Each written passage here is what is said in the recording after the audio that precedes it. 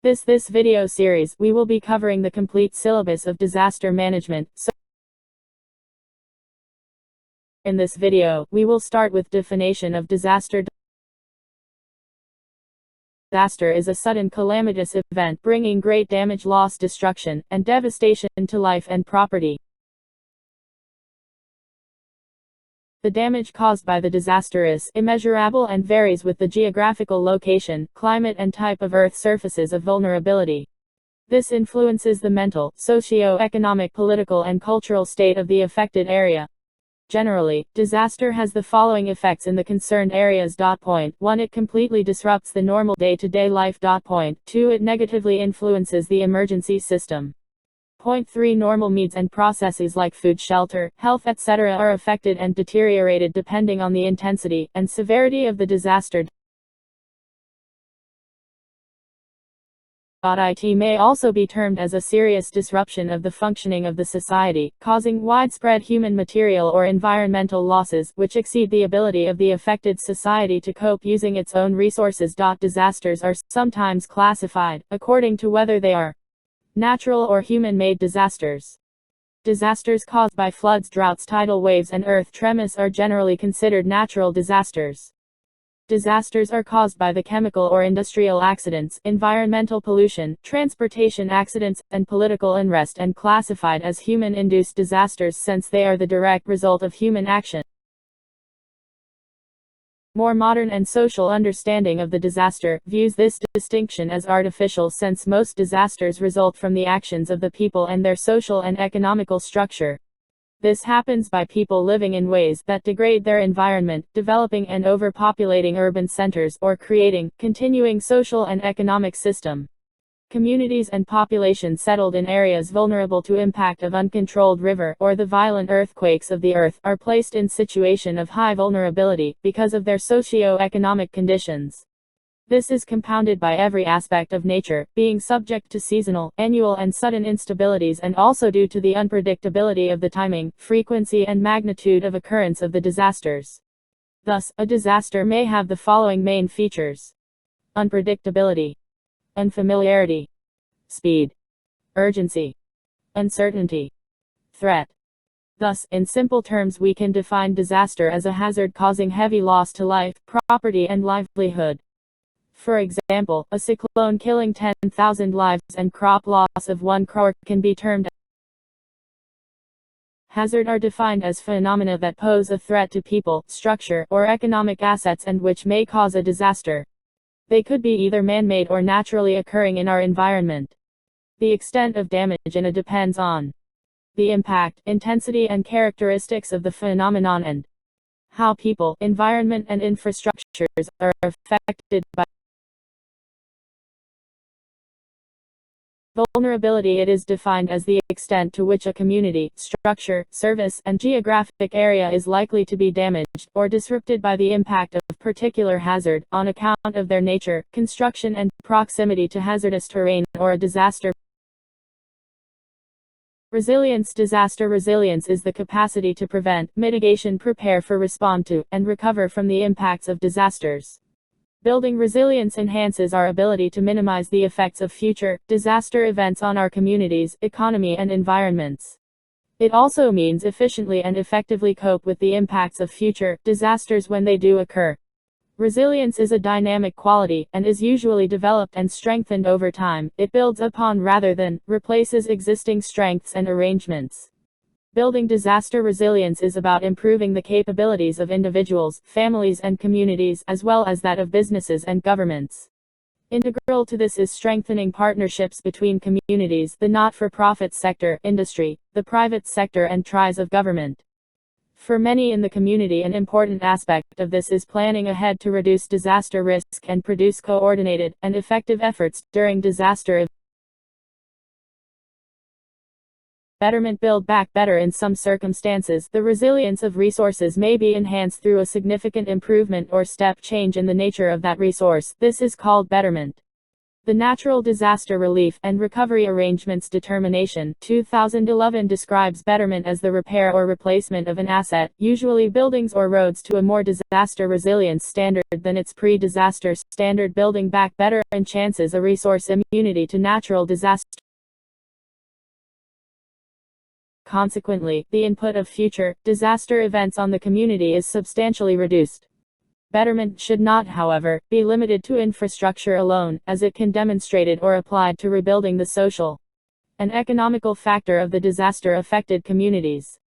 A comprehensive approach to disaster management ensures an emphasis on the reduction of risk and the enhancement of resilience, while at the same time building effective response and recovery capabilities. Disaster management is generally planned across 4 phases: prevention, preparedness, response and recovery, with each involving critical activities and processes that ensures strength, resilience and build back better. Resilience in the international context. HIGO framework for action. Building the resilience of nations and communities to disaster is the accepted framework for making the world safer from natural disaster and building disaster resilience. Adopted in 2005 shortly after the Indian Ocean tsunami, this framework sets out a 10-year plan for the substantial reduction of disaster losses in lives and in the social, economical and environmental assets of communities and countries. The HFA has been accepted by 168 member states of United Nations and identifies 5 priorities for action. Ensure that disaster risk reduction is a national and local priority, with a strong industrial basic for implementation. Identify, assess and monitor disaster risks and enhance early warning. Use knowledge, innovation and education to build a culture of safety and resilience at all levels. Reduce the underlying risk factors. Strengthen disaster preparedness for effective response. World Bank Global Facility for Disaster Reduction and Recovery. The World Bank has been involved in post-disaster recovery and reconstruction for more than 25 years, with a trend towards increasing leading for risk reduction and mitigation, mainly by integrating risk reduction into investment programs. Natural disaster assistance amounted to $35 billion, or 9% of total World Bank commitments, between 1984 and 2005. This share has been increasing steadily over the years. In response, the World Bank established disaster risk management teams throughout the geographical regions, which aim to reduce human suffering and economic losses caused by natural disasters. This is accomplished through sensible and cost-effective risk reduction programs, such as risk assessments, early warning systems, strengthened building codes, and risk financing mechanisms. The World Bank created the Global Facility for Disaster Reduction and Recovery in 2006 in response to a desire within the international community to accelerate the HFA. The aim of the GFDRR is to help countries reduce their vulnerability to natural disasters and to adapt to climate change. In post-disaster situations, GFDRR supports post-disaster needs, assessments and sustainable recovery at government's request, in partnership with United Nations, the European Commission, and others. Through a unique long-term partnership with 7 international organizations and 38 countries, including Australia, the GFDRR seeks to maintain disaster risk reduction and climate change adaptation in country development strategies.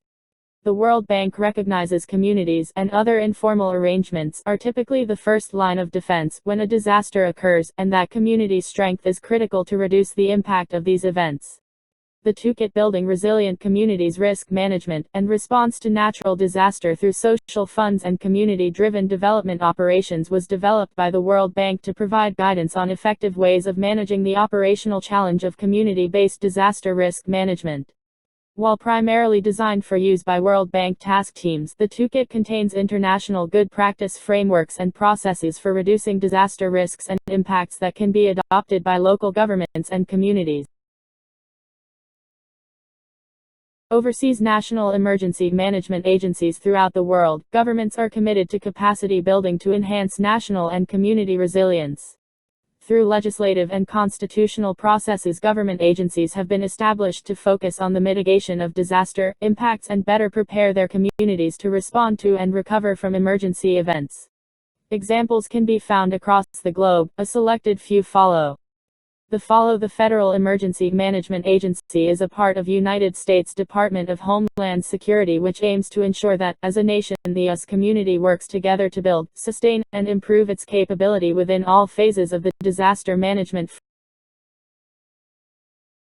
New Zealand. The Ministry of Civil Defence and Emergency Management works closely with local governments, utilities and emergency services to build strong communities that are able to understand and manage their natural hazards. Papua New Guinea Natural Disaster Center aims to provide national leadership in the development and maintenance of measures to reduce risk to communities and to manage the consequences of disasters in Papua New Guinea. The National Strategy for Disaster Resilience. National strategy reflects the priorities of the Hyogo framework, and provides for a whole-of-nation resilience-based approach to disaster management, recognizing that a coordinated and collaborative effort is needed to increase our capacity to withstand and recover from emergencies and disasters. The national strategy focuses on leading change and coordinating efforts, understanding risks and reducing them in the built environment, communicating with and educating people, building effective partnerships, empowering individuals and communities to exercise choice and take responsibility, supporting the development of disaster resilience capabilities. The nation and countries worldwide are watching the state's efforts to build and enhance the resilience of Queensland and Queenslanders. Resilience in the Queensland disaster management arrangements. The Queensland Government has comprehensive disaster management arrangement, including a legislative framework, governance structure, coordination mechanisms, planning processes and financial instruments. Resilience is an integral aspect of these arrangements. The Disaster Management Act 2003 sets the framework for disaster management activities across all ties of government, and provides the structure and operational requirements before, during and after a disaster. Building disaster resilience is an important feature of these arrangements, and the plan explicitly supports the principles outlined in the National Strategy for Disaster Resilience and its influence on programs across all aspects of disaster management. The State Disaster Management Group, and the Department of Community Safety, recognizing the need for continuous improvement. As highlighted throughout this document, it is testament to those arrangements that our response and recovery proved robust in the face of these unprecedented disaster events. Department of Community Safety. The Action Plan for Disaster Resilience, development by DCS, highlights the importance of building a more disaster-resilient community. Prior to the disaster events of government, DCS was always involved in a wide range of projects designed to build the resilience. Natural Disaster Resilience Program. Natural Disaster Resilience Program. Natural disaster resilience aims at reducing vulnerability to natural hazards by supporting local governments and other stakeholders to build community resilience. Cassowary Coast Disaster Management, Community Resilience and Education Program is an ongoing disaster management, public education and training program for local and regionally based schools, businesses, community groups, service clubs, emergency services, volunteers and neighboring councils. National Disability Services improve disaster readiness, response and recovery by strengthening support networks and engagement of people with a disability, their families and their neighbors. Volunteering Youth Communication and Resilience Project is to educate youth regarding disaster resilience by connecting with them using application software, or an app. Climate Towards a Greener Strategy. This strategy outlines the next steps in tackling climate change challenges. Disaster preparedness in vulnerable communities. To assign vulnerable communities within adapt to the effect of climate change by increasing the ability of local governments, businesses, households, families and individuals to become more resilient and self-resilient. Keeping our mob climate safe to help remote indigenous communities prepare for the impacts of extreme weather events, by working with indigenous councils to enhance disaster management planning, and recruit and support volunteers for disaster management roles. Support our heroes, strengthening the capability of state emergency service and rural fire service by providing additional equipment and resources, supporting existing volunteering and attracting new volunteers. Bushfire Community Training Package development and supporting a network of volunteer, community educators to deliver bushfire education and natural disaster, community safety messages to their local community. Emergency Management. Emergency Management is an operational division of DCS. It works with its partner to develop, maintain and continually improve disaster management arrangement. EMQ contributes to stronger, more resilient communities through leading activities undertaken before and after disaster or emergencies to minimize adverse community impacts. Providing disaster awareness and hazard reduction services including community safety and education programs. Supporting the SES and the emergency service cadets. Managing the government's helicopter rescue services. Supporting volunteer marine rescue organizations. One of the key resilience project being led by the EMQ is the SES Get Ready Guide. The guide provides a 4-step process for households to prepare for disasters and safety tips on range of hazards. Local government. Local government is central to disaster management arrangements. The Disaster Management Act 2003 sets out councils' responsibilities for the establishment and support of local disaster management groups to plan for and prepare the local system and community for disaster events. Councils regard community resilience as a core activity of local government and therefore develop a range of strategic objectives and key corporate planning documents to help build resilience across the community. Disaster resilience in particular is a crucial area of activity for councils to ensure the community is best prepared to meet the challenges of disaster events and to recover effectively from their impacts. In recognition of this role, DCS and LGAQ established the Queensland Disaster Management Alliance to build more disaster-resilient communities and increase the self-reliance of communities. The Alliance supports a collaborative approach to disaster management, and will ensure that changes to disaster management in the future continues to result in improved community safety and resilience. LGAC is delivering on behalf of the Department of Communities a component of the Community Development and Recovery Package funded under the Natural Disaster Relief and Recovery Arrangement. The Community Development and Engagement Initiative funds the employment of community development officers in 17 of the most disaster-affected councils. The offices will support communities to recover from the impacts of the disasters. In the context of a community development approach, much of this work will focus on activities to build the resilience and self-sufficiency of communities. Thank you for watching this video at last. I want to say that I'll be uploading more of these videos and complete the whole syllabus, so even if you just listen to it like an audiobook it will do the job. This video series covers the whole syllabus according to Osmania University syllabus, but anybody having this subject can refer it as in this video. Each topic is covered very